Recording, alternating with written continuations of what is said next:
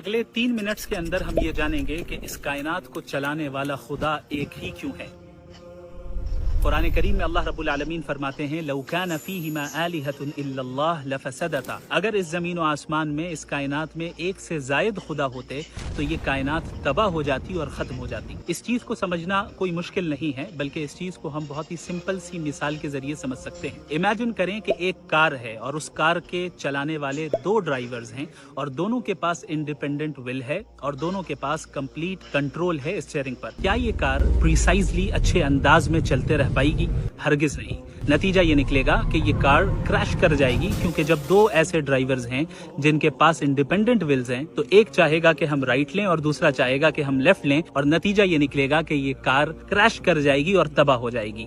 اب اس چیز کو آپ پوری کائنات اور یونیورس پر اپلائی کریں۔ اگر اس یونیورس میں ایک سے زائد خدا ہوتے، مثال کے طور پر اگر 2 خدا ہوتے اور دونوں آل پاورفل ہیں اور دونوں کے پاس انڈیپینڈنٹ ول ہے، تو نتیجہ کیا نکلتا؟ نتیجہ یہ نکلتا کہ ایک خدا کچھ اور کرنا چاہتا اور دوسرا خدا کچھ اور کرنا چاہتا، اور یہ یونیورس تباہ ہو جاتی، کائنات تباہ ہو جاتی اور ختم ہو جاتی۔ لیکن کیا یہ کائنات ختم ہو گئی؟ ہرگز نہیں۔ ہم یہ دیکھتے ہیں کہ یہ کائنات پریسائز کیلکولیشن کے ساتھ چل رہی ہے، چاہے ہمارا سولر سسٹم ہو، اس میں موجود پلانٹس ہوں، سن ہو یا ہماری ارتھ ہو اور اس کی روٹیشن ہو یا گریوٹی ہو، یا ہم خود ہوں اور ہمارے جسم کے اندر جو آرگنز موجود ہیں وہ کس پریسائز کیلکولیشن کے ساتھ کام کر رہے ہیں، یہ سب ہم اچھے طریقے سے جانتے ہیں، اور اس یونیورس کی فائن ٹیوننگ کو ہم اچھے طریقے سے جانتے ہیں، جو کہ یہ بتاتی ہے کہ یہ ایک پریسائز آرڈر کے تحت یہ کائنات چل رہی ہے، اور اس کا پریسائزلی چلنا یہ اس بات کی دلیل ہے کہ خدا ایک ہی ہے اور اسے چلانے والا ایک ہی ہے، ایک سے زائد نہیں ہے۔ اب کوئی یہ بھی کہہ سکتا ہے کہ ایسا بھی تو ہو سکتا ہے کہ 2 خداؤں نے آپس میں ایگریمنٹ کر لیا ہو کہ ہم مل کر بغیر کسی کانفلکٹ کے